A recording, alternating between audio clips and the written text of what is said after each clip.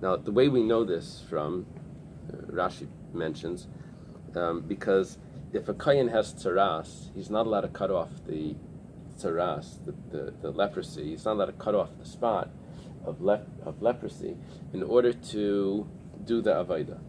Now, doing the avodah, that does push off Shabbos. You're not allowed to cut off the leprosy to do the avodah, which is stronger than Shabbos. However, if someone has leprosy at the place of the bris, on the foreskin, you are allowed to cut it off. So you are allowed to cut off the foreskin, even though there's leprosy there. It says so if the foreskin, if the mila pushes off tzaras, which avodah doesn't push off tzaras, but avodah pushes off Shabbos. So mila that pushes off tzaras for sure should push off Shabbos. That's what Rashi tells us. That's why. How do we know that mila pushes off Shabbos? We learn that it pushes off tzaras, which tzaras wasn't strong enough, which that was stronger than pushing off the avodah, which pushes off Shabbos. So for sure the mila pushes off Shabbos. Now, if mila that pushes off Shabbos, ein sveika deicha yamtiv, a suffix mila doesn't push off Yom Tov. Now, it would have been easier if the Gemara would have said doesn't push off Shabbos, but it jumped to this other variable here. So I have Mila pushing off Shabbos. Mila pushes off Shabbos, but Mila doesn't push off. But a suffix Mila, that's one variable, and now it's a doubt if it doesn't push off Yom Tov. Okay, that's how we set this up. Now, what's a suffix Mila? Probably because it was born Bein Hashmashos. You don't know if it's the 8th day. Oh, I was going to say when it was yellow. No, but yeah. So it's born on the 8th day. It's born in the twilight. You're not sure. Okay. The Mishnah goes through a bunch of ways of how many days you could wait till the Mila could be performed. 8, 9, 10, depending on Yom Tov and Shabbos, and you have to wait till it's all cleared up. Okay, now kisui. Now here's the main point that we wanted: covering the blood. She'ein vadai deicha Shabbos. That when I have a definite covering of the blood, it doesn't push off Shabbos. Ein a din she'ein sveike deicha Yom Tov.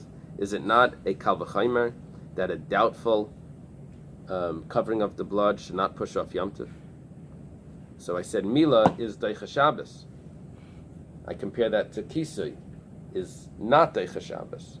So if Mila, which is Deicha Shabbos, does a doubtful Mila doesn't push off Yom Tov, so Kisui, covering the blood, which doesn't even push off Shabbos, for sure a doubtful Kisui shouldn't push off Yom Tov. That's Rabbi Yosef's proof. Don't cover the blood of a koi on Yom Tov, if you shech the koi on Yom Tov. Okay, now what the Gemara is going to do later is it's going to then tell me that where do you have covering the blood on Shabbos that you're telling me that you don't cover the blood on? It must be that if you shecht on Shabbos for a sick person, you don't cover the blood. That's the proof. That's what the Gemara is gonna tell me, and that's in contradiction to what Rabbi Vira said. That if someone shechs for a chayla on Shabbos, he has to cover the blood. It's a circular argument. Why? He's using the kal v'chomer to prove his case, but then we have, where'd your kal v'chomer come from? That must be my case is right. No.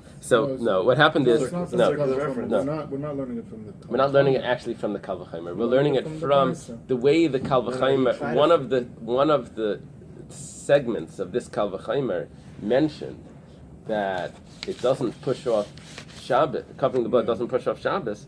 So, what would the case be where covering the blood doesn't? How did I shecht on Shabbos? It must be it was sick. He tried to prove his point by making a kal v'chomer. So then we challenged his kal v'chomer and said, well, your kal v'chomer is functionally wrong. It's not wrong. If it was, then it must be because... You're right. It's not from the logical kal v'chomer. The proof is not from that. The proof is just from the fact that the Bais just happens to mention that. Yeah, the kal v'chomer was just proving Rabbi Yossi. We quoted Rabbi Yossi in order to get one line of his out, and now we're going to use the line as a proof. The kal v'chomer was Rabbi Yossi saying that you don't have to cover the blood, that you don't cover the blood of a koy on Shabbos, on Yom Tov, if you shech. Amr Lai, they said to him, T'kiya shayfer b'gvul techiach. Blowing the shayfer outside the temple on Shabbos should prove. She'ein v'ada deicha Shabbos. Even if it's definitely Yom Tov, or definitely someone that's obligated to hear the shofar, it doesn't push off Shabbos. We don't blow the shofar on Shabbos. In the temple we did, but outside the temple we don't. But a doubtful blowing of the shofar pushes off Yom Tov. We're going to see that it's talking about someone that doesn't definitely need to hear the shofar. And nevertheless, we're going to blow for them on Yom Tov. So you see, that's something that for sure doesn't push off Shabbos, but a doubt of it pushes off Yom Tov. So too, a doubtful covering of the blood, a koi, which doesn't necessarily need it, you should be allowed to do on Yom Tov. Heishav Rabbi Lazar HaKapar B'Ribi. Tshuva. Rabbi Lazar HaKapar, the great one, he gives a response as well. Mala Mila Shekein Eina Neheges B'Leila Yomim Tovim.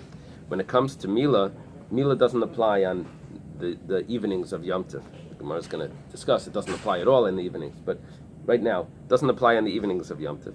Tomer B'Kisei Shenoig B'Leila Yom Tovim. This is much more strict. Covering the blood is done at night. It's more stricter than Mila. You try to bring a Kal V'Chomer than Mila, saying Mila pushes off Shabbos, but a doubtful Mila doesn't push off. Well, so what? Mila is not as strict. Kisei is done at night. It's much more strict. A doubtful one will push off Yom Tov. Amar Rabba says, "Ze echad min advarim she'amar Rab Chia ein li aleim tshuva. V'heishav Rabbi Lazar HaKapar B'Ribi tshuva." Rabba said that in the name of Rab Chia, that Rab Chia didn't have a response for Rabbi Yossi until Rabbi Lazar HaKapar's response. That was a good response. He doesn't accept the first response that has to do with blowing the shofar on Yom Tov, but he does accept the second response of that kisui, covering the blood, is done at night. It means it's much more strict. Now we're just going to go back. This is the easy part. Now we're going to go back and explain different statements of the Bais.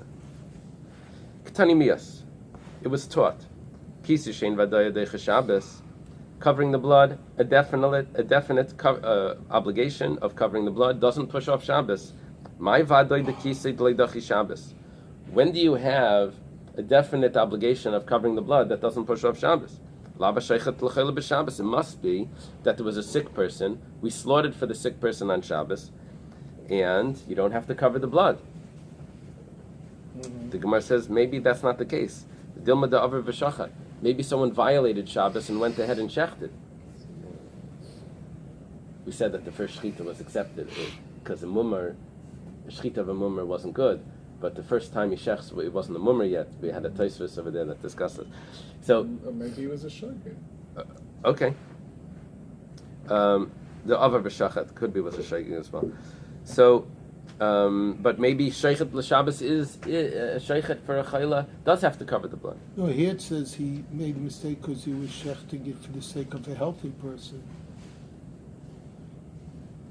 Right. That the Bais is referring to. Right. We started off saying it must be that he's shechting for a sick person. We said no. He shechted for a healthy person, and that's when he doesn't need to cover the blood. But for a sick person, maybe he does need to cover the blood. The Gemara says no. Dumya demila. We compared it to circumcision. Ma mila b'rshus, avkisanami b'rshus. We're talking about cases that were permissible. You're throwing in another variable there that wouldn't be fair to the Kal V'Chomer.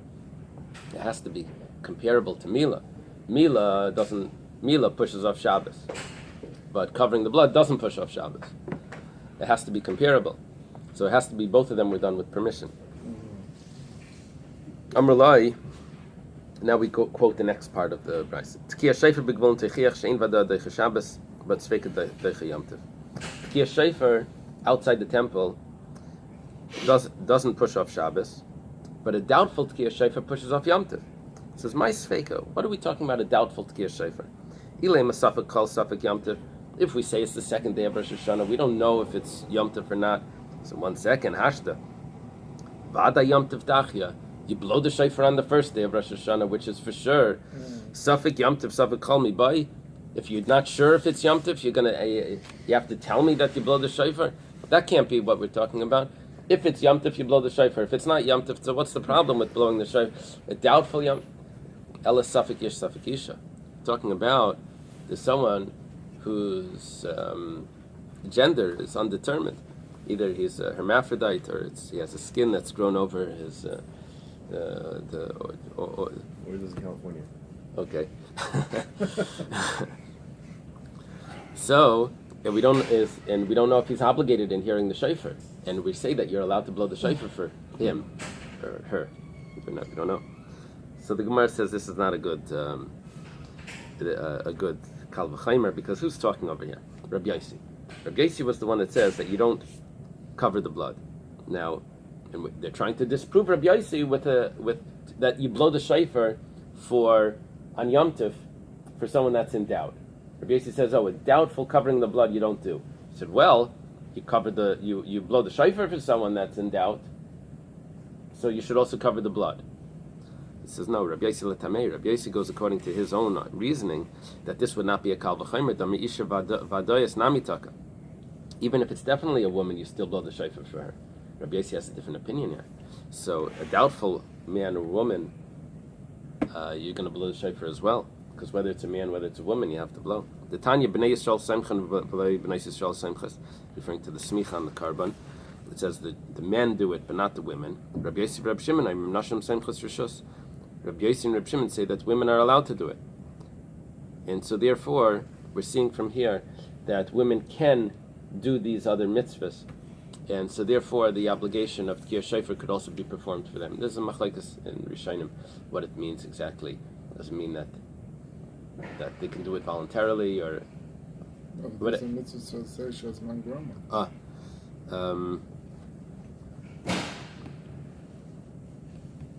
So it is a mitzvah to say shazman grama, and nevertheless, according to Rabbi Yosi, we're allowed to do it.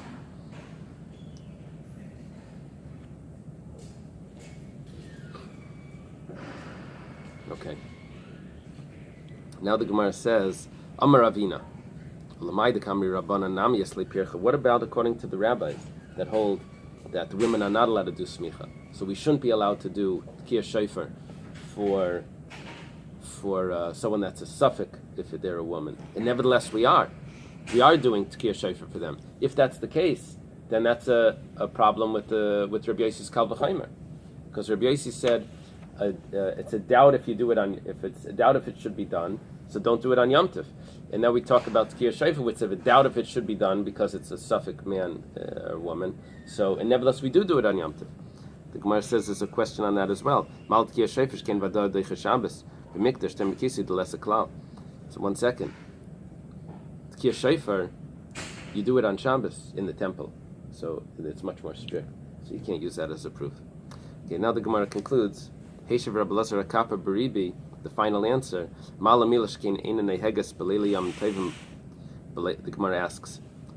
He says Mila is not performed in the evenings of Yom Tov. It says b'leili yam tevim hudalei naga b'shar leili naga. You only don't do it on Yom Tov in the evening, but you're allowed to do a bris at night. You're never allowed to do it at night. What did the Gemara even mean? It says that you're not allowed to do a bris on Yom Tov at night.